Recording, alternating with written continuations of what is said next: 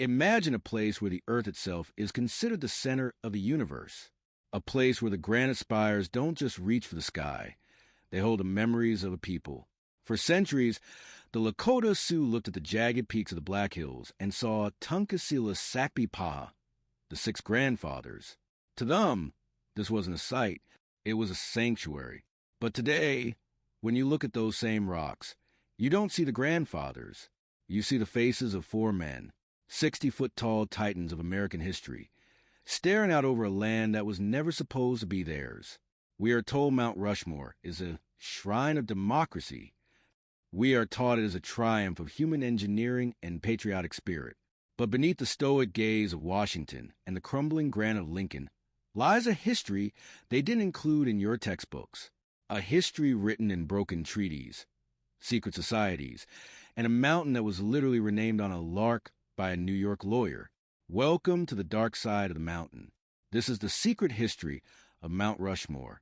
Before the first stick of dynamite ever touched the stone in 1927, the mountain had a different name and a different soul. The Lakota Sioux called it the Six Grandfathers, representing the spirits of the four directions, the sky, and the earth. In 1868, the United States government signed the Treaty of Fort Laramie. It was a legal, binding promise. The Black Hills would belong to the Sioux in perpetuity. In the language of the law, perpetuity means forever. In the language of the gold rush, it meant about 8 years.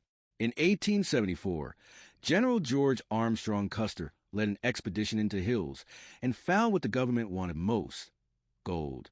Suddenly, the sacred land became valuable land. The treaty wasn't just broken, it was shredded. By 1877, the U.S. government unilaterally seized the Black Hills, forcing the Sioux onto reservations. They didn't just take the land. They began a process of civilizing the landscape, which really meant erasing its indigenous identity. Have you ever wondered why it's called Mount Rushmore? It wasn't named after a hero or a president. In 1884, a New York attorney named Charles E. Rushmore was visiting the area to check on mining claims. He looked up at the majestic six grandfathers and asked his guide, "What is the name of that mountain?" The guide, perhaps joking or perhaps indifferent, replied, "It never had a name, but from now on we'll call the damn thing Rushmore." The name of a New York lawyer was etched into the map, while the names of the ancestors were buried under the dust of progress. But the true desecration was yet to come. It would take a man with a colossal ego and a very dark past to turn this stolen mountain into a monument. Enter Gutzon Borglum. Borglum wasn't just a sculptor. He was a force of nature. But he was also a man deeply entrenched in the white supremacy movements of the early 20th century. Before he ever touched South Dakota soil, he was a lead artist for another mountain project, Stone Mountain in Georgia, a massive tribute to the Confederacy. It was there that Borglum became closely associated with the newly reborn Ku Klux Klan. Records show he attended Klan meetings. He sat at their tables. He helped plan a monument that was intended to be a shrine to the lost cause. When he eventually had a falling out with the Stone Mountain Association, smashing his models and fleeing the state like a fugitive, he didn't leave his ideologies behind. He just looked for a bigger canvas. He found it in the Black Hills. When South Dakota historian Don Robinson first proposed carving heroes of the West, men like Red Cloud or Lewis and Clark, into the mountains, Borglum rejected the idea.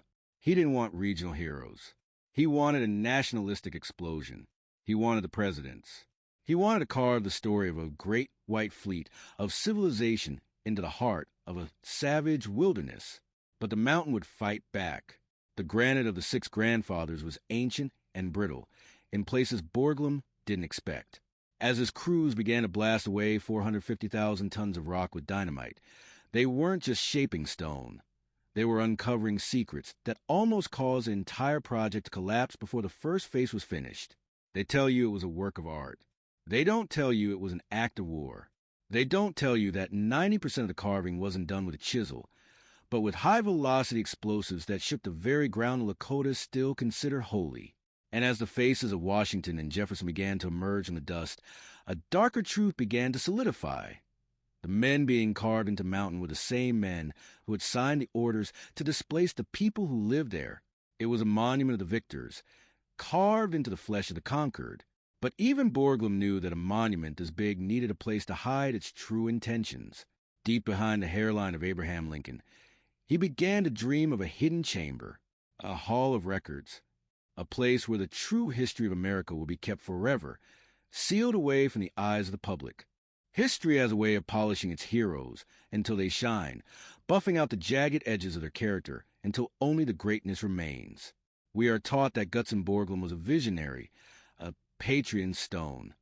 We see photos of him dangling from cables, a rugged artist defying gravity to carve the face of a nation.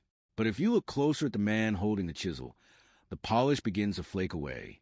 You start to see a shadow that doesn't belong in a school book. It is a shadow cast by the burning crosses of the Georgia hills and the secret handshakes of the invisible empire. To understand why Mount Rushmore looks the way it does, you have to understand where Borglum came from. And before he ever touched the sixth grandfather in South Dakota, he was obsessed with a different mountain, Stone Mountain.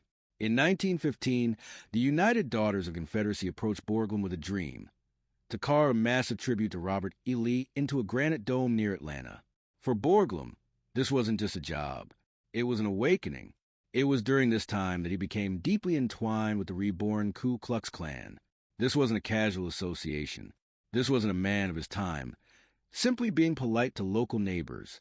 Letters and historical records reveal that Borglum served on the KKK's Imperial Council. He was an advisor to the Grand Dragon. He wasn't just sculpting their heroes. He was helping shape their strategy. In the 1920s, the Klan wasn't just a fringe group in the woods. It was a political powerhouse with millions of members, and Borglum saw them as a pure energy of America. Why does this matter for Mount Rushmore?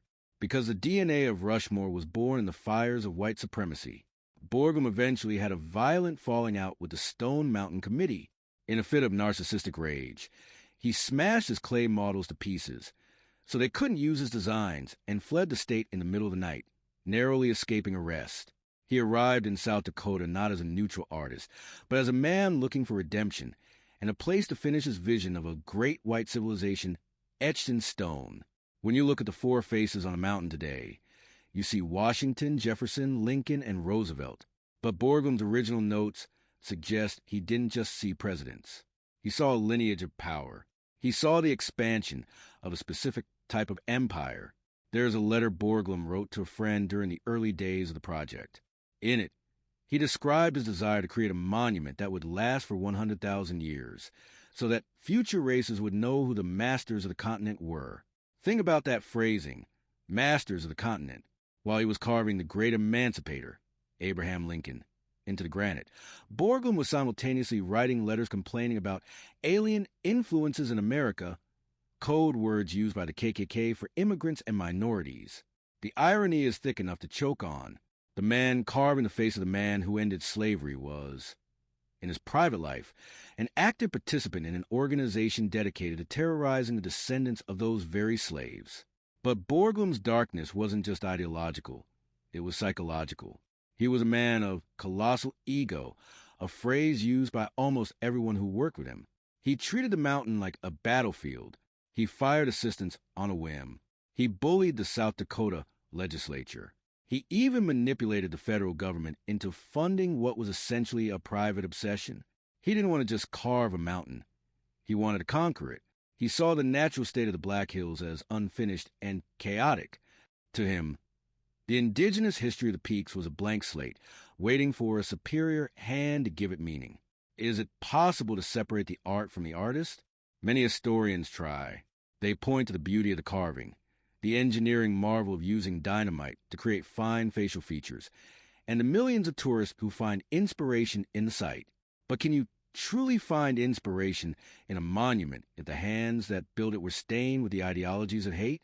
If the very choice of the mountain was an act of theft, and the man who carved it was a member of a hate group, does the shrine of democracy become a shrine of hypocrisy? As the sun sets over the Black Hills, the shadows of the four presidents stretch long across the valley. But there is another shadow, one that doesn't disappear when the sun goes down. It is the shadow of Gutzon Borglum, a man who wanted to be remembered as a genius, but who left behind a legacy of secrets that we are only now beginning to voice. But the sculptor's past was only the beginning of the project's troubles. As the dynamite began to blast, the United States government had to figure out how to pay for this massive ego trip during the darkest economic collapse in history, the Great Depression, and they had to do it while ignoring a legal ticking time bomb, a treaty they had signed 60 years prior that said they didn't even own the rocks they were blasting. In the halls of American law, a signature is supposed to be sacred. A treaty is not just a polite agreement. According to the Constitution, it is a supreme law of a land. But as the sun rose over the Black Hills in the mid-19th century, the value of a signature was about to be weighed against the value of the gold beneath the soil. To the great Sioux nation, the Black Hills, Paha Sapa, with a heart of everything that is, they were the House of Spirits. To the United States government in 1868, they were a problem that needed a permanent solution. The solution was the Fort Laramie Treaty of 1868. It was a moment of rare, hard-won peace. After years of bloody conflict known as Red Cloud's War, the U.S. government effectively surrendered. They agreed to abandon their forts, pull back their troops, and recognize the entire Great Sioux Reservation, including the Black Hills, as the absolute undisturbed property of the Sioux. The language was crystalline. It stated the land was for their absolute and undisturbed use and occupation. It promised that no white person would be permitted to settle upon or occupy any portion of the territory without the consent of the Indians. It was a promise of forever. But in the American West, forever had an expiration date. The moment someone found a yellow rock in a creek bed. In 1874, only 6 years after the eternal peace was signed, General George Armstrong Custer led a military expedition into the Black Hills. Officially, it was a scouting mission. Unofficially, it was a gold hunt. When Custer scouts confirmed the presence of gold, the news spread like a virus. Suddenly, the supreme law of the land became an inconvenience. The government offered to buy the hills. The Sioux, for whom the land was a relative, not a commodity, refused. One does not sell the bones of their fathers, they said. So, the United States stopped asking. In 1877, Congress passed an act that simply took the Black Hills back. It was a move known as sell or starve. The government cut off food rations to the Sioux until their leaders, under duress and facing the total extinction of their people, signed away the hills. But there was a catch, a legal poison pill the government ignored. The 1868 treaty specifically stated that no cession of land would be valid unless signed by 3/4 of the adult male population. The 1877 agreement didn't even come close to that number. It was, by every definition of American and international law, a heist. For decades, this theft sat in the dark, while Gutzon Borglum was blasting the faces of great white fathers into the granite. The Sioux were fighting a war of paper and ink in the courts. They argued that the mountain being carved was not American soil. It was a crime scene. This isn't just a native grievance or a matter of opinion.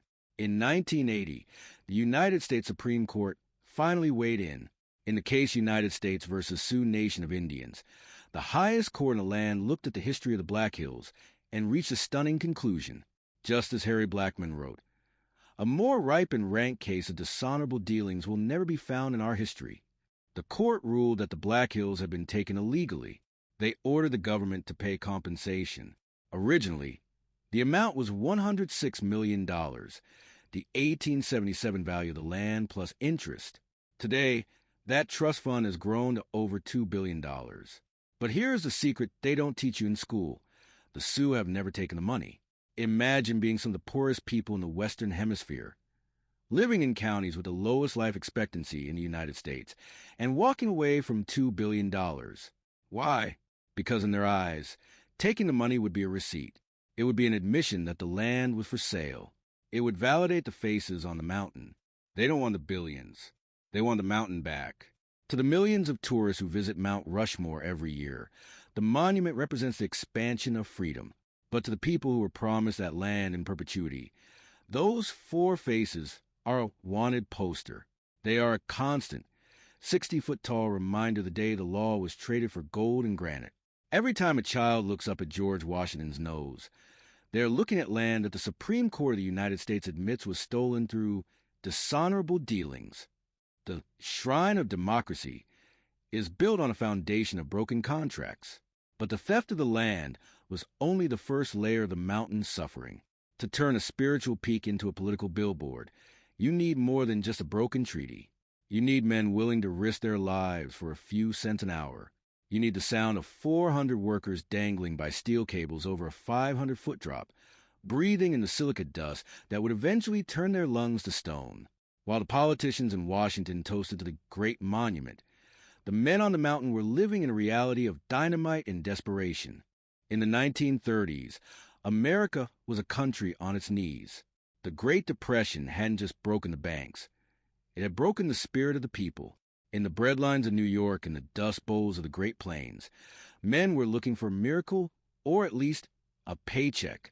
In the Black Hills of South Dakota, that paycheck came with a price. It required you to strap yourself into a leather harness, dangle over a 500-foot drop, and play a game of chicken with high-velocity explosives. They say that no one died during the 14 years of construction at Mount Rushmore. It is a statistic the National Park Service wears like a badge of honor, and on paper it's true. No worker plummeted to the canyon floor. No accidental blast buried a crew in granite. But that zero-death statistic is a carefully curated piece of propaganda. The mountain didn't kill them quickly. It killed them slowly, one breath at a time. The men who built Rushmore weren't world-class sculptors. They were miners, loggers, and ranchers who had lost everything. They were men like Red Anderson and Nick Clifford, locals who needed the 50 cents to $1 and 25 cents an hour to keep their families from starving.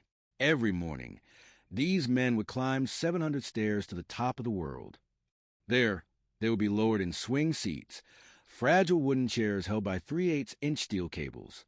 Winchmen at the top, often teenagers, would crank the handles to position the workers against the mountain's face. If the winchman slipped, you fell. If the cable snapped, you were gone. But the real danger wasn't the height. It was the dust. To shape the faces of Washington and Lincoln, Borglum used a technique called honeycombing.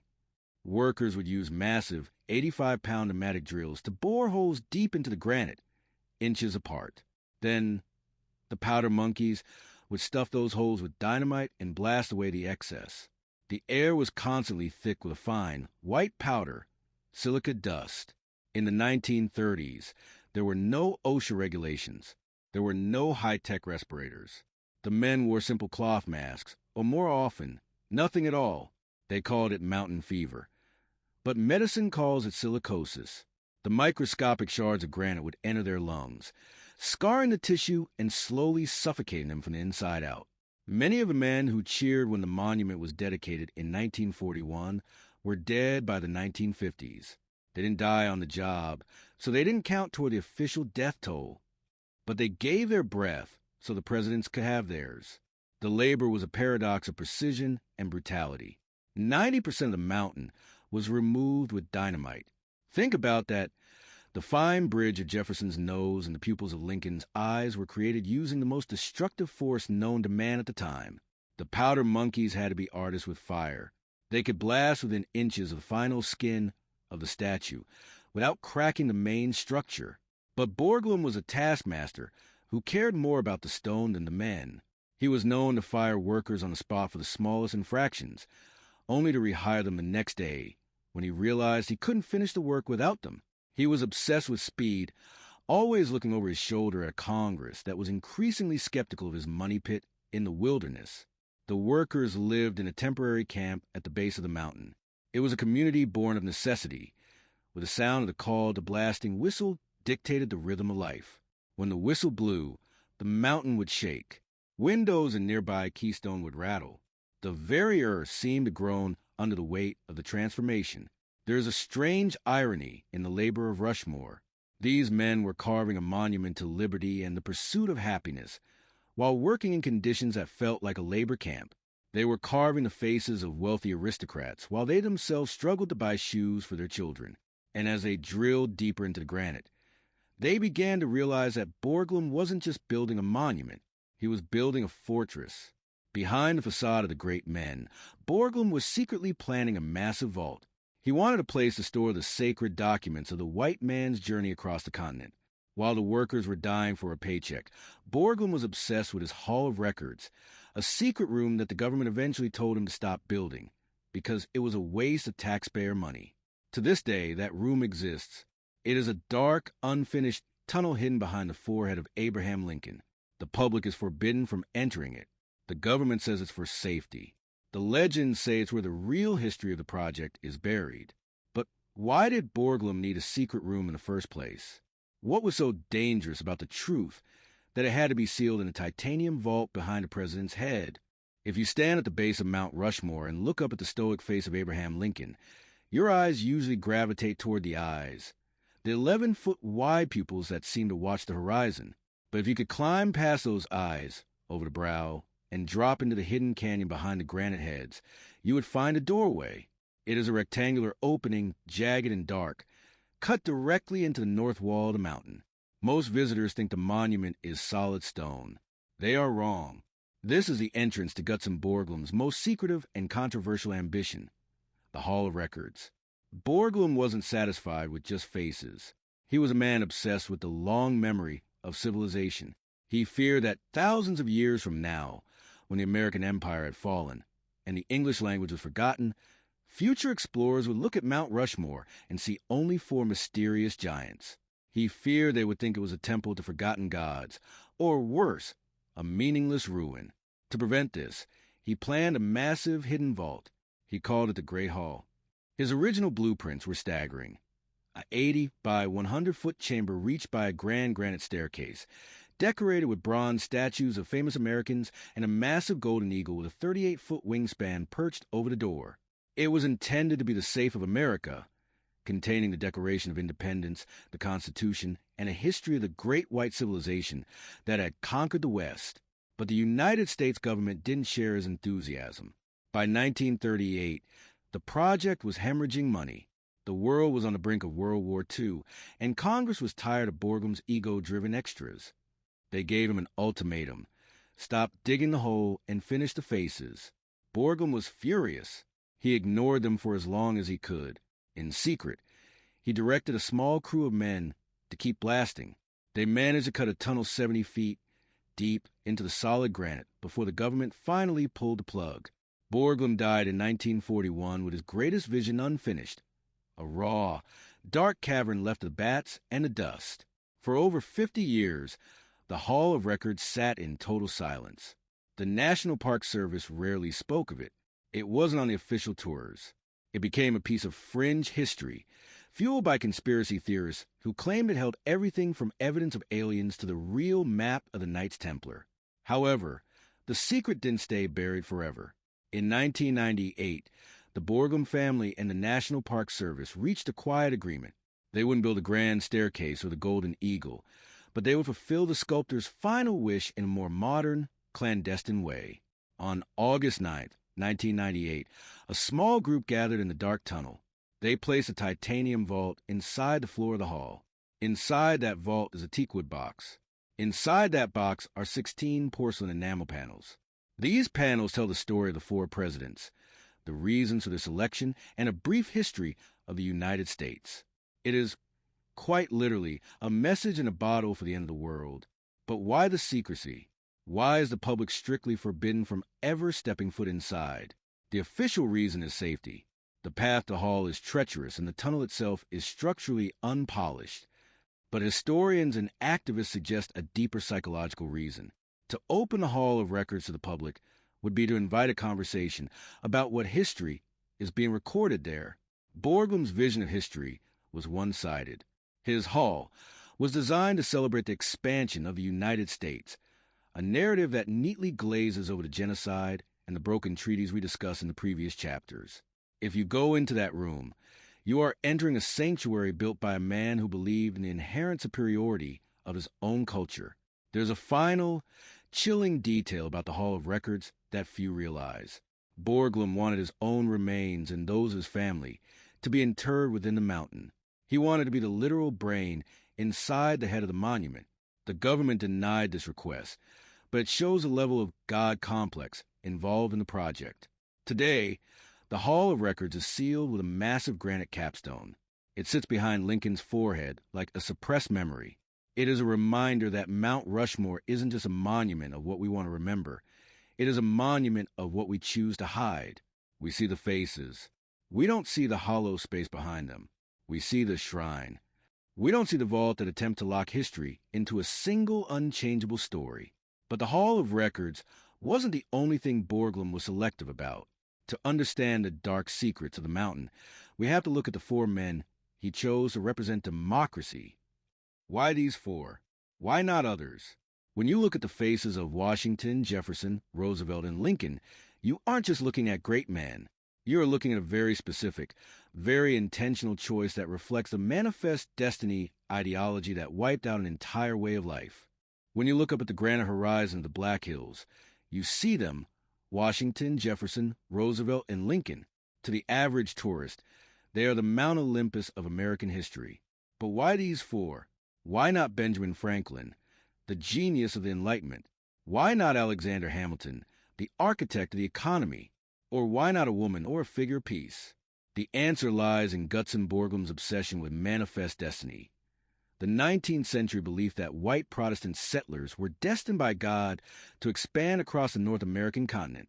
Borglum didn't choose these men for their goodness. He chose them because they represented the four stages of a great white empire swallowing a continent. First, there is George Washington, representing the birth of the nation. To Borglum, Washington was a foundational rock. But to the indigenous peoples of the East, Washington was known by a different name, Town Destroyer.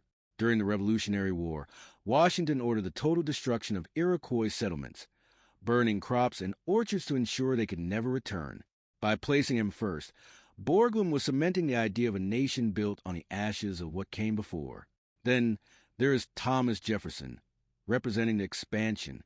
Jefferson was the architect of the Louisiana Purchase, the massive land deal that technically bought the Black Hills from the French, land the French didn't actually own or occupy. Jefferson was the man who sent Lewis and Clark to map the wilderness, treating the vast civilizations already living there as mere obstacles to be cataloged. Next is Abraham Lincoln, the preservation. While we rightfully honor him for the Emancipation Proclamation, the dark secret of Lincoln's presidency in the West is often buried. In 1862, while the Civil War raged, Lincoln signed the orders for the largest mass execution in U.S. history, the hanging of 38 Dakota men in Minnesota. To Borglum, Lincoln represented the strength of the federal government to hold its territory at any cost. Finally, there is Theodore Roosevelt, representing the development. Roosevelt was Borglum's personal friend and a hero of a strenuous life. He represented the Panama Canal and the projection of American power across the oceans.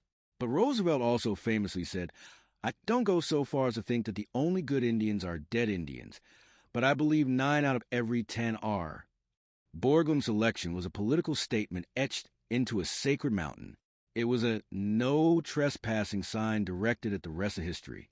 By carving these four men, he was telling the world that America was not a collection of diverse stories, but a singular, unstoppable march from the Atlantic to the Pacific. But the mountain itself seemed to protest the selection. If you look at Borglum's original models, the presidents weren't supposed to be just heads. They were supposed to be carved down to the waist, wearing full period clothing.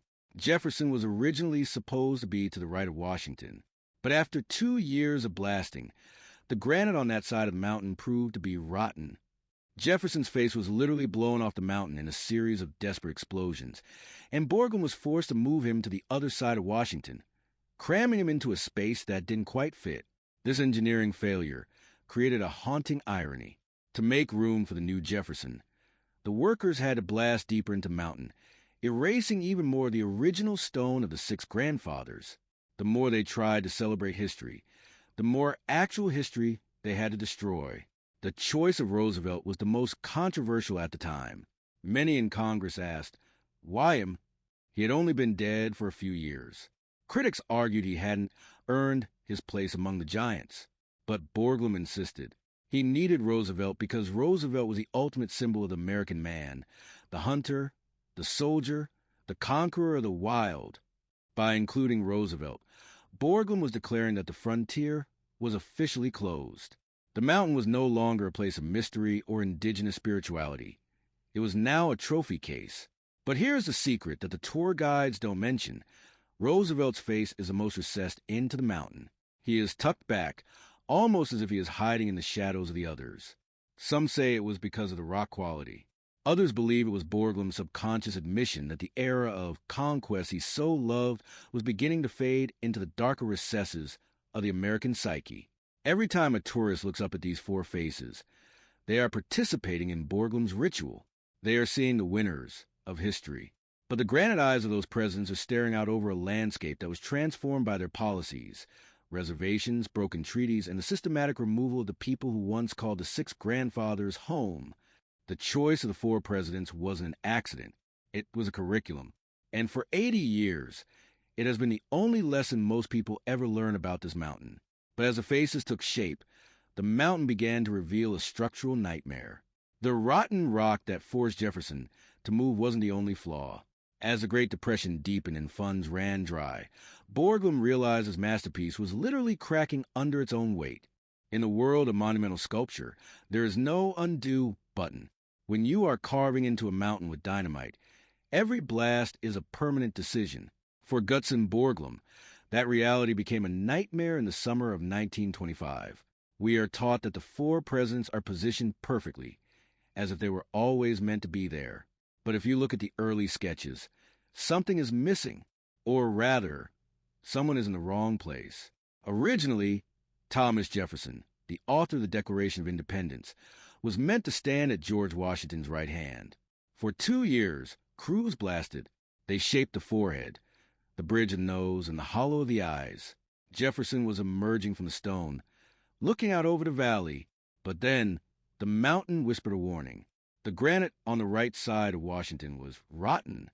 It was shot through with layers of mica and deep, structural fissures that hadn't been visible from the surface. As the workers drilled deeper, huge slabs of Jefferson's face began to flake off like dead skin. The rock wasn't strong enough to hold the weight of a 60-foot nose. Borglum was faced with a humiliating choice: abandon the project or admit a catastrophic error. In a fit of characteristic rage and desperation, he ordered his powder monkeys to do the unthinkable. He didn't just stop carving Jefferson. He ordered them to erase him. For weeks, the Black Hills shook with the heaviest bombardment of the entire project. Dynamite wasn't being used to create. It was being used to destroy. They blasted Jefferson's half-formed face right off the mountain, turning 2 years of labor into 500 tons of rubble that still sits at the base of the monument today. Jefferson was gone, but Borglum still needed him for his shrine of democracy. So he did something that defied both logic and artistic grace. He moved Jefferson to Washington's left side, tucking him into a space that was never intended for him. This is why, if you look closer at the monument today, the composition looks crowded. Jefferson is peering over Washington's shoulder, his head tilted back at an awkward angle as if he's trying to avoid a collision. He was literally crammed into the mountain as an afterthought. But the relocation of Jefferson created a new, darker problem. By moving the face, Borglum had to blast deeper into the mountain's core, areas that were even more unstable. To save the monument, Borglum had to become a chemist as much as a sculptor.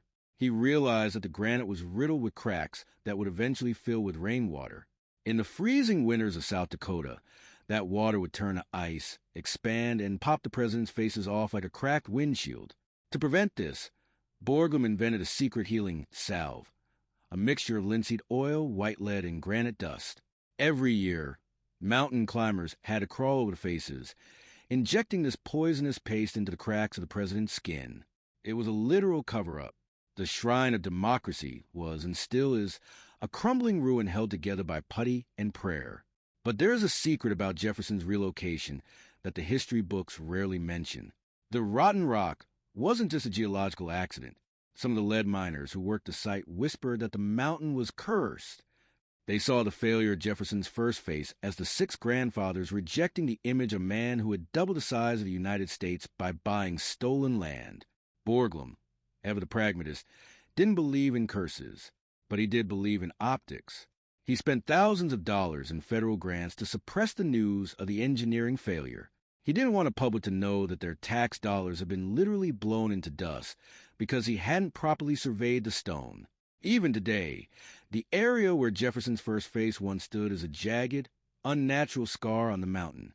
It is a patch of blank space that reminds us that the monument is not a finished masterpiece. It is a series of compromises and corrections. As you walk the presidential trail today, look at the base of the mountain. You will see a massive scree slope of broken granite. That isn't just construction waste. That is the remains of the first Jefferson. It is the physical evidence of a man trying to force his will upon a mountain that didn't want him there. Borglum eventually fixed the problem, but at a cost. The stress of the relocation, the constant battle for funding, and the physical toll of the mountain began to change him. He became more obsessed, more isolated, and more determined to leave a mark that could never be erased, even if it meant carving deep into the dark history of his own past.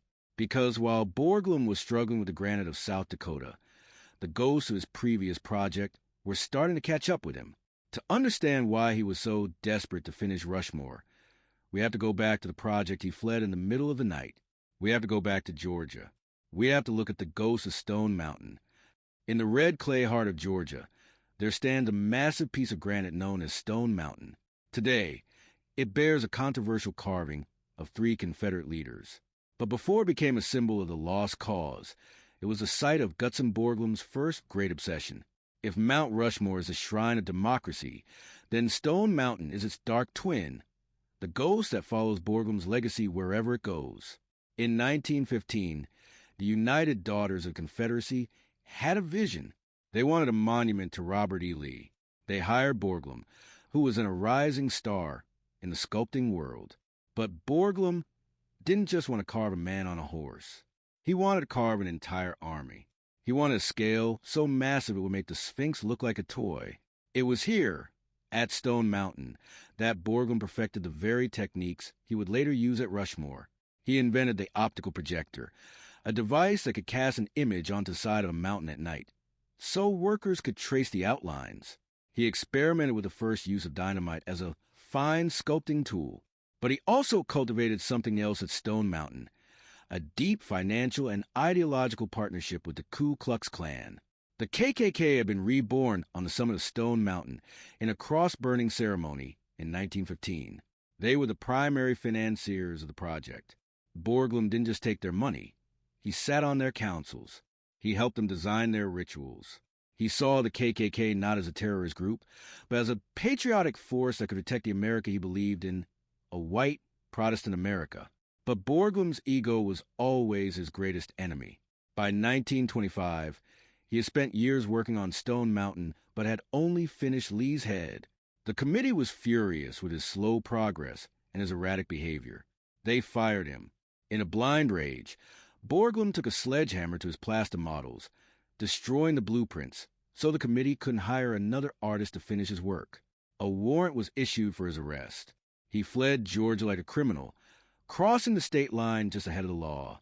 He was a man without a mountain. When the call came from South Dakota to carve the 6 grandfathers, Borglum didn't see it as a new mission. He saw it as a way to finish what he started in Georgia. If you look at the composition of Mount Rushmore, the influence of the Confederate monument is everywhere. The way the shoulders are sloped, the way the light hits the brow. These were techniques he developed to honor Robert E. Lee and Stonewall Jackson. In a very real sense, the faces of Washington and Lincoln are haunted by the ghosts of Confederacy. There is a secret irony here that few history books dare to mention. Abraham Lincoln, the man who preserved the Union and defeated the Confederacy, was carved by a man who had spent the previous decade trying to immortalize the very men who tried to tear the Union apart. Borglum never publicly apologized for his KKK ties. In fact, he used those same Southern connections to lobby for federal funding for Mount Rushmore. He played both sides of the American story, using the Southern cause to build his reputation and the Northern victory to cement his legacy. But the ghost of Stone Mountain wasn't just about politics. It was about the scale of the theft. At Stone Mountain, Borglum learned that a monument doesn't just represent a person. It claims the land. By carving into the rock, he was declaring who the land belonged to. When he moved to the Black Hills, he brought that same conqueror's mindset. He didn't care that the Sioux considered the mountain sacred. To him, the rock was just a medium, a blank canvas for his own glory. But as the faces of the four presidents emerged, a new irony began to surface. While Borglum was carving the face of George Washington, the father of freedom, the reality of what Washington represented to the people of the land was coming into sharp, painful focus. Because a man who was being hailed as the great liberator on the mountain was also a man who had built his own empire on the backs of the enslaved and the graves of the indigenous. In the red clay heart of Georgia, there stands a massive piece of granite known as Stone Mountain. Today, it bears a controversial carving of three Confederate leaders. But before it became a symbol of the lost cause, it was the site of Gutzon Borglum's first great obsession. If Mount Rushmore is a shrine of democracy, then Stone Mountain is its dark twin, the ghost that follows Borglum's legacy wherever it goes. In 1915, the United Daughters of Confederacy had a vision. They wanted a monument to Robert E. Lee. They hired Borglum, who was then a rising star in the sculpting world. But Borglum didn't just want to carve a man on a horse. He wanted to carve an entire army. He wanted a scale so massive it would make the Sphinx look like a toy. It was here, at Stone Mountain, that Borglum perfected the very techniques he would later use at Rushmore. He invented the optical projector, a device that could cast an image onto the side of a mountain at night, so workers could trace the outlines. He experimented with the first use of dynamite as a fine sculpting tool. But he also cultivated something else at Stone Mountain, a deep financial and ideological partnership with the Ku Klux Klan. The KKK had been reborn on the summit of Stone Mountain in a cross-burning ceremony in 1915. They were the primary financiers of the project. Borglum didn't just take their money. He sat on their councils. He helped them design their rituals. He saw the KKK not as a terrorist group, but as a patriotic force that could protect the America he believed in, a white Protestant America. But Borglum's ego was always his greatest enemy. By 1925, he had spent years working on Stone Mountain, but had only finished Lee's head. The committee was furious with his slow progress and his erratic behavior. They fired him. In a blind rage, Borglum took a sledgehammer to his plaster models, destroying the blueprints so the committee couldn't hire another artist to finish his work. A warrant was issued for his arrest. He fled Georgia like a criminal, crossing the state line just ahead of the law. He was a man without a mountain. When the call came from South Dakota to carve the six grandfathers, Borglum didn't see it as a new mission. He saw it as a way to finish what he started in Georgia. If you look at the composition of Mount Rushmore, the influence of the Confederate monument is everywhere. The way the shoulders are sloped, the way the light hits the brow. These were techniques he developed to honor Robert E. Lee and Stonewall Jackson. In a very real sense, the faces of Washington and Lincoln are haunted by the ghosts of Confederacy. There's a secret irony here that few history books dare to mention. Abraham Lincoln, the man who preserved the Union and defeated the Confederacy, was carved by a man who had spent the previous decade trying to immortalize the very men who tried to tear the Union apart. Borglum never publicly apologized for his KKK ties. In fact, he used those same Southern connections to lobby for federal funding for Mount Rushmore. He played both sides of the American story, using the Southern cause to build his reputation and the Northern victory to cement his legacy. But the ghost of Stone Mountain wasn't just about politics. It was about the scale of the theft. At Stone Mountain, Borglum learned that a monument doesn't just represent a person. It claims the land. By carving into the rock, he was declaring who the land belonged to. When he moved to the Black Hills, he brought that same conqueror's mindset. He didn't care that the Sioux considered the mountain sacred. To him, the rock was just a medium, a blank canvas for his own glory. But as the faces of the four presidents emerged, a new irony began to surface. While Borglum was carving the face of George Washington, the father of freedom, the reality of what Washington represented to the people of the land was coming into sharp, painful focus. Because the man who was being hailed as the great liberator on the mountain was also a man who had built his own empire on the backs of the enslaved and the graves of the indigenous. George Washington.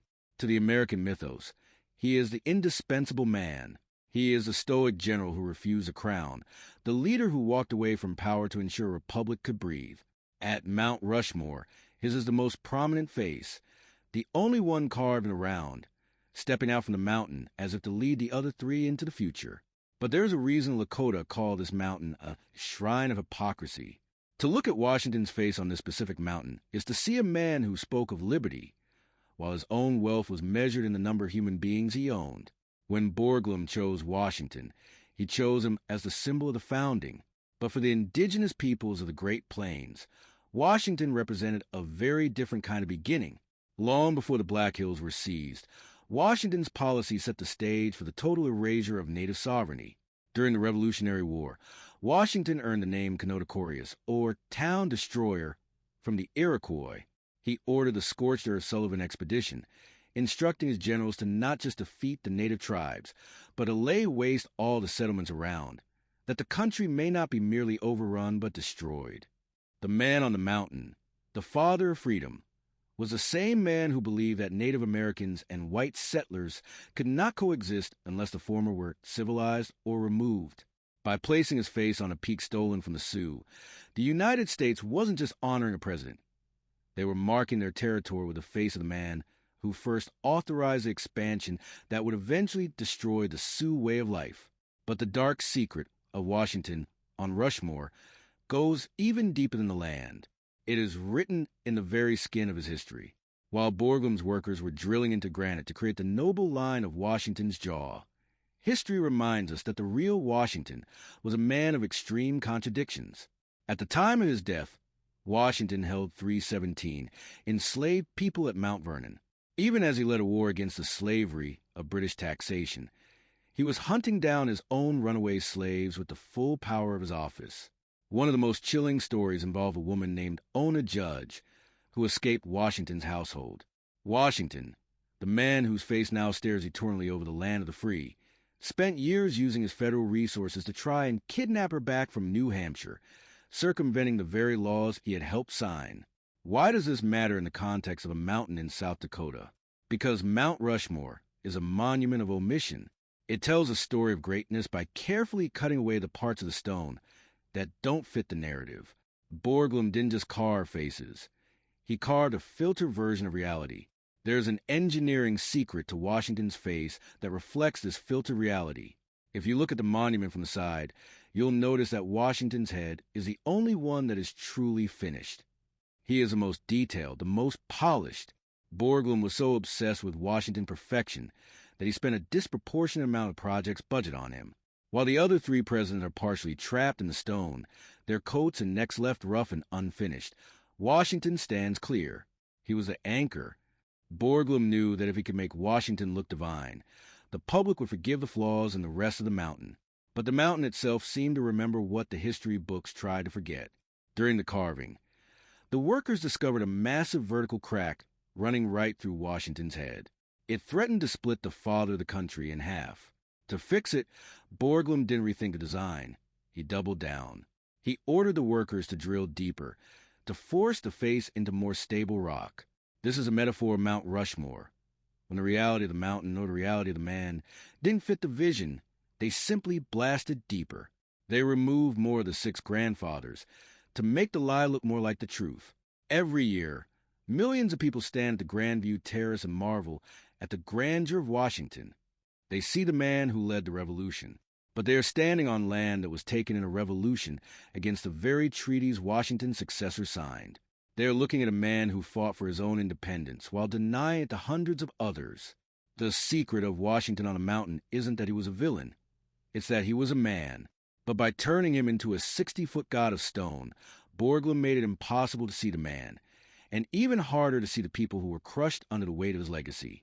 As Washington's face was finalized, the project moved toward the most modern figure in the group, Theodore Roosevelt. If Washington was the birth, Roosevelt was the power. But Roosevelt brought with him a brand of progressivism that was as dangerous to the indigenous people as any army. Of the four faces on the mountain, Theodore Roosevelt's is the most recessed, tucked into the corner, as if he is whispering into the ear of Abraham Lincoln. To many, he represents a strenuous life, the rugged individualist who saved the American wilderness for future generations. But there is a bitter irony in his presence here. Roosevelt is often called the great conservationist. He protected 230 million acres of public land. But for the Lakota and other indigenous tribes, Roosevelt wasn't conserving the land. he was confiscating it. To Roosevelt, the wilderness was only sacred once the original people were removed from it.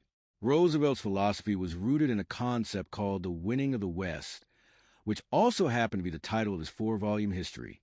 In those books, he didn't mince words. He viewed the displacement of Native Americans as an inevitable and even righteous act of civilization. He famously remarked that the idea of the noble savage was a myth and that the land belonged to those who could use it, meaning those who would mine it, ranch it, and fence it. When you look at his face on Mount Rushmore, you are looking at the man who pushed the Dawes Act, a policy designed to break up tribal lands into small individual plots. It was a civilizing mission that resulted in the loss of over 90 million acres of tribal territory. Roosevelt didn't use a cavalry charge to defeat the tribes. He used a pen and a surveyor's map. He wanted to turn warriors into farmers and communal cultures into capitalist individuals. But the dark secret of Roosevelt's inclusion on the mountain is more personal. Gutzon Borglum didn't just admire Roosevelt's politics. He admired his power. Roosevelt was a president who authorized the Panama Canal, a massive engineering feat that reshaped the planet. Borglum saw Mount Rushmore as the artistic equivalent of the canal. He wanted to show that man, specifically the American man, could bend the very bones of the earth to his will. There's a technical reason Roosevelt is so deep in the mountain.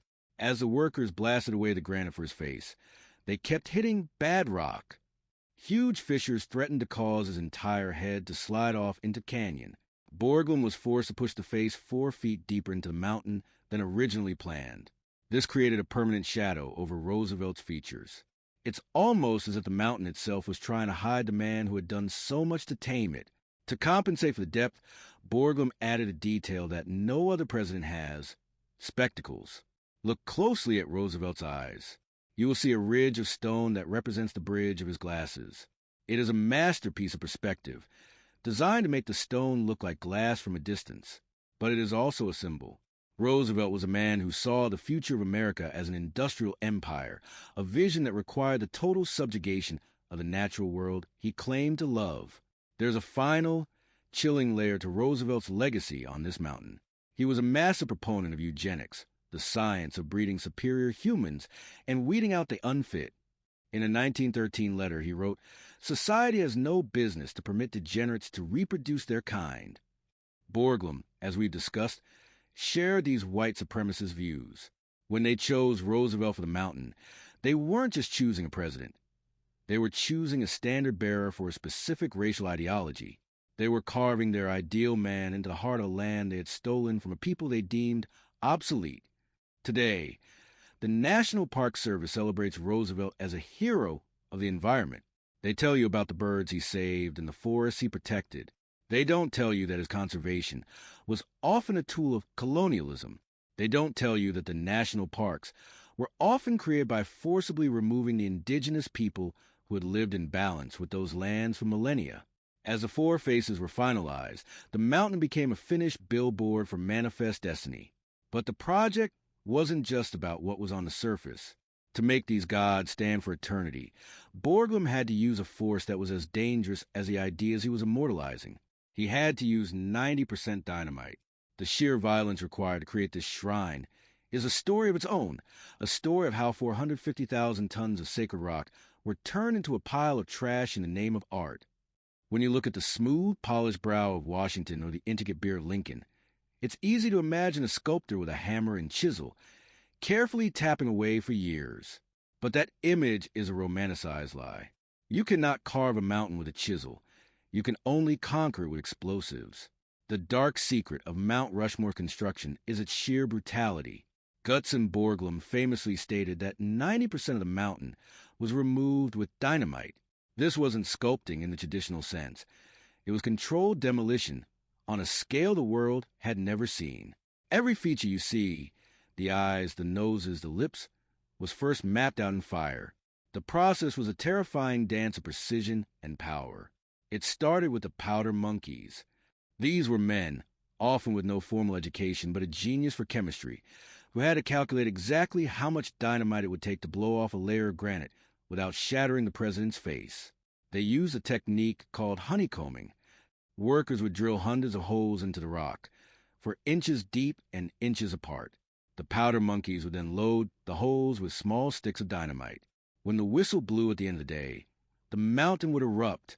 Think about the stakes.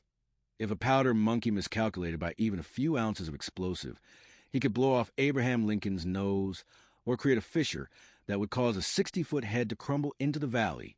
Every evening was a gamble with history. But where did all that rock go? Over the 14 years of construction, the crews blasted away 450,000 tons of granite. To give you a sense of scale, that is enough rock to build a wall around the entire memorial.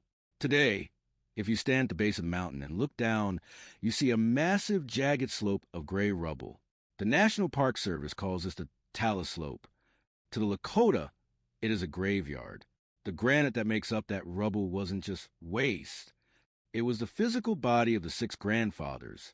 Before Borglum arrived, this mountain was a smooth, rounded peak covered in lichen and ancient spirit. Borglum didn't just shape the mountain, he eviscerated it. He turned a living sanctuary into 500,000 tons of jagged trash, all to leave his own mark on the landscape. The violence of the dynamite was matched by the violence of the tools. Once the roughing out with explosives was done, the workers switched to pneumatic drills. These 85-pound machines were powered by air compressors at the base of the mountain, sending vibrations through the workers' arms that were so intense they would often go numb for hours after their shift. But the real secret was the dust. As we touched on before, the drilling created a fine white cloud of silica. Because the project was funded by the federal government during the Depression, safety was often sacrificed for speed. The workers were expendable assets in the eyes of a sculptor obsessed with finishing before the money ran out. The workers had a saying, "You don't work for Borglum, you survive him." Narrator tone, shifting to a more clinical, investigative edge. There's an environmental dark secret here that is rarely discussed. The granite of the Black Hills contains trace amounts of heavy metals and minerals. By blasting 450,000 tons of it into fine dust and rubble, the project fundamentally altered the chemistry of the water runoff in the area. Even today, decades after the last blast, the area around Mount Rushmore has faced challenges with groundwater. The shrine created a permanent scar on the ecology of the hills, a scar that can be seen from high-altitude satellites. It is a gray, dead zone of granite shards in the middle of a lush green forest. By 1941, the dynamite fell silent. Gutzon Borglum was dead, and his son Lincoln was left to sweep up the remaining dust. The project was declared finished, even though it looked nothing like the original models. The bodies were gone, the Hall of Records was a hole in the wall, and the six grandfathers were buried under a mountain of their own debris. But the silence didn't bring peace. As a shrine of democracy became a global tourist destination, the people from whom the mountain was stolen began to organize. They realized that the law was on their side, and they were about to launch a legal battle that would result in $1 billion refusal. Why would the people living in extreme poverty refuse $1 billion? Why is the money sitting in the Treasury vault to this day, untouched and unwanted? For nearly a century, the United States government operated under the assumption that if you take something and keep it long enough, it eventually becomes yours. But the Sioux Nation has a different concept of time. To them, the theft of the Black Hills wasn't ancient history. It was a continuous, daily violation of a sacred contract. In the 1920s, while Borglum was carving faces, the Sioux were beginning a legal odyssey that would span generations. They didn't want to blow up the monument. They wanted to put the United States on trial. By the time the case reached the Supreme Court in 1980, the evidence was undeniable. The 1877 Act that seized the hills was a blatant breach of the 1868 Treaty of Fort Laramie. The court faced a choice: uphold the law of the land or protect the shrine of democracy. In a stunning 8-1 decision, the Supreme Court ruled in favor of the Sioux. Justice Harry Blackmun's majority opinion didn't mince words. He stated that the government had essentially starved the Sioux into surrendering their land, calling it one of the most dishonorable dealings in the history of the nation. The court ordered the government to pay. The original 1877 value of the land was calculated at $17.1 million. With 103 years of interest added, the total came to $106 million. In Washington, politicians breathed a sigh of relief. They thought they had finally bought Mount Rushmore. They thought the check would end the controversy, quiet the protesters, and make the Indian problem go away for good. But the Sioux did something that shocked the world. They said, no. They didn't just say no. They refused even touch the money. As of 2026, that money remains in a Treasury Department trust fund because it has continued to collect interest for another 40-plus years. That $106 million has ballooned into more than $2 billion. Think about the weight of that decision. The Pine Ridge Reservation, home to many of the Oglala Lakota, is consistently ranked as one of the poorest places in the United States. We are talking about communities with staggering unemployment rates, where families struggle for basic heating in the brutal South Dakota winters. $2 billion could build hospitals. It could fund schools for a century. It could pave every road and provide every child with a future. But the Sioux tribal leaders have been clear. The land is not for sale. To accept the money would be to accept a payoff for a crime. In the eyes of the Lakota, if you take the money for a stolen car, you've sold a car. If they take the money for the Black Hills, they are legally validating the theft. They would be giving their blessing to the faces of the 4 men who oversaw their displacement. This refusal is perhaps the most dark secret of all. It is a quiet, persistent rebellion happening right under the noses of the millions of tourists who buy ice cream and keychains at the gift shop. Every time you look at Mount Rushmore, you're looking at a purchased monument for which the seller has refused a check. Within the Sioux Nation, the debate is complex. Younger generations, facing the crushing reality of poverty, sometimes argue that the money could save lives today, but the elders remain firm. They point to the mountain and say that the 6 grandfathers cannot be bought with paper printed by the people who tried to erase them. The government is in a legal stalemate. They cannot force the Sioux to take the money, and they refuse to give the land back because Mount Rushmore has become too big to fail. It is a symbol of American identity that the government is unwilling to deconstruct. But this stalemate has consequences. Because the land is technically unceded, the presence of the monument remains a flashpoint for modern resistance. It isn't just a statue, it's a hostage. And as the legal battle raged, people began to realize that the monument itself was a lie in another way. It wasn't just the land that was stolen. The very image of the mountain was a fraud. Gutzon Borglum had promised a masterpiece that would tell the entire story of America. He promised robes, hands, and a massive inscription of history. But if you look at the mountain today, you aren't seeing a finished work of art. You are seeing a ghost of a vision that was abandoned the moment the sculptor's heart stopped beating. What was Mount Rushmore actually supposed to look like? And what happened to the entablature, the giant history of the world that was supposed to be carved into the side of the mountain? We have become accustomed to the floating heads of the Black Hills. We see them on postcards, in movies, and in textbooks as a finished masterpiece. But Gutzon Borglum didn't dream in fragments. His original vision for Mount Rushmore was a sprawling, epic narrative in stone that would have made the current monument look like a rough draft. If you look at the models Borglum kept in his studio, the 4 presidents weren't just faces. They were titans.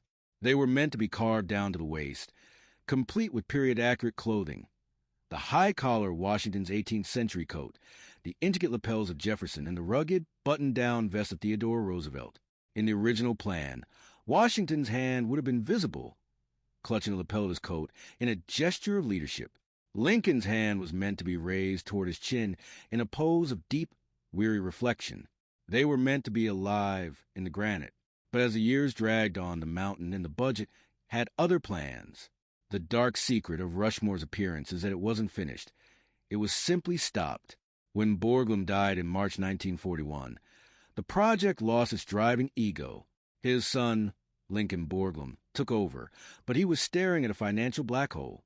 World War II was erupting, and the United States government had more urgent uses for dynamite and steel than a sculptor's vanity project. In October 1941, the funding was officially cut. The workers put down their drills, the winches stopped turning, and the shrine of democracy was declared complete by default. But what did we lose in that sudden silence? We lost the entablature, one of Borglum's most ambitious and perhaps most arrogant ideas was to carve a massive 80-foot-tall inscription into the side of the mountain. It was to be a history of the United States written in 9 paragraphs, shaped like the Louisiana Purchase. Borglum wanted the text to be visible from miles away. He even asked President Calvin Coolidge to write it. But when Coolidge's draft came in, Borglum, never one for humility, secretly edited the president's words because he didn't think they were grand enough. This sparked a political firestorm that eventually led to the entire idea being scrapped. Today, the space where the history of America was supposed to be written is a blank, jagged cliff. It is a haunting metaphor, a monument built to tell a story that ultimately had no words left to say. But the unfinished nature of the mountain goes deeper than just missing coats and missing text. There are structural ghosts everywhere. If you look at the top of the heads today, they are flat and rough. They were never rounded off because Borglum assumed people would only ever see them from the valley floor. To a drone or a bird, the presidents looked like hollowed-out shells. More importantly, the bodies were never carved because the granite below the heads was found to be even more unstable than the rock above. If they had attempted to carve Washington's waist or Lincoln's hands, the sheer weight of the overhang might have caused the faces to shear off and collapse. The unfinished look isn't art. It's a structural surrender. There's an eerie beauty in this failure. By leaving the presidents trapped in the stone, the mountain actually kept a piece of itself. The rough granite that flows into their chests is a reminder of the 6 grandfathers, the original rock that refuses to be completely transformed into a political symbol. But while the government was content to leave the mountain half-finished, the people who lived in its shadow were not. As the 1960s and 70s arrived, the unfinished vision of Borglum met the rising tide of the American Indian movement. The mountain was about to become a battlefield once again, not a battle of dynamite and drills, but a battle of occupation and protest. Why did a group of activists climb to the top of the shrine of democracy and stay there? And what did they see when they looked into the unblinking eyes of the men who had stolen their world? For nearly 30 years after the final blast, Mount Rushmore was a place of quiet pilgrimage for millions of Americans. They came to see the greatness of the West. But in 1970, the mountain was no longer just a backdrop for family photos. It became the front line of a new war, a war of visibility. In August of 1970, a group of activists from the American Indian Movement (AIM) did the unthinkable. They climbed the sacred stairs, bypassed the security of the National Park Service, and occupied the top of the mountain. They didn't go to destroy. They went to reclaim. Led by figures like Russell Means and John Trudell, the activists set up camp directly on top of the president's heads. They renamed the peak Mount Crazy Horse. From the forehead of George Washington, they hung banners that read Red Power and Indian Land. For the first time in history, the tourists looking up through their binoculars didn't just see the faces of the colonizers. They saw the living, breathing resistance of the colonized. The occupation lasted for weeks. The protesters survived on supplies hiked up through secret trails, defying federal orders to leave. They pointed out the ultimate irony. The United States government was charging them with trespassing on land that the Supreme Court would later admit was stolen from them in the first place. But the 1970 occupation was just the beginning of a modern era of resistance. The Lakota didn't just want to protest the faces on the mountain. They wanted to create their own. Just 17 miles away from Mount Rushmore, another mountain is being transformed. It is the Crazy Horse Memorial. Started in 1948 by sculptor Korczak Zolkowski at the request of Lakota Chief Henry Standing Bear. This project was designed to be the answer to Rushmore. Standing Bear famously wrote to sculptor, saying, "My fellow chiefs and I would like the white man to know that the red man has great heroes too." The scale of Crazy Horse is mind-boggling. If it is ever finished, it will be the largest sculpture in the world. All 4 of the Rushmore presidents could fit inside the head of Crazy Horse alone. But here is the secret of the resistance. Unlike Mount Rushmore, which was built with millions of dollars in federal tax money, the Crazy Horse Memorial refuses all government funding. They rely entirely on private donations and admission fees. Why? Because to take government money would be to give the government control over their story, the very mistake they watched happen at Rushmore. However, even this resistance is controversial. Some Lakota elders believe that carving any mountain is a desecration, regardless of whose face is on it. They argue that by carving Crazy Horse into stone, they are simply repeating the white man's error of trying to dominate nature with ego. They say the mountain was perfect when it was just a mountain. In recent years, the resistance has moved from the mountain peaks to the political stage. In 2020, during a high-profile visit by the President of the United States, indigenous activists blocked the road to the memorial. They were met with riot gear and National Guard troops. The images of Lakota descendants being arrested in the shadow of the faces that represent liberty went viral across the globe. It was a reminder that the dark secrets of Mount Rushmore aren't buried in the past. They are active, bleeding wounds. The National Park Service has tried to adapt. They have added heritage villages and hired indigenous rangers to tell the other side of the story. But can you really tell the truth about a theft while standing inside the stolen property? Every day, the sun rises over Black Hills. It hits the faces of the four presidents, illuminating the grand vision of Gutzon Borglum. But as the shadows shift, they fall over the rubble of the six grandfathers. They fall over the unfinished Hall of Records. And they fall over a people who are still waiting for a promise made in 1868 to be kept. We have looked at the theft, the KKK ties, the broken bodies, and the secret vaults. Now, we must ask the final question. What is the ultimate fate of this mountain? In an age of reckoning, can a shrine of democracy built on a foundation of lies continue to stand? Or is the mountain destined to return to the dust from which it was carved?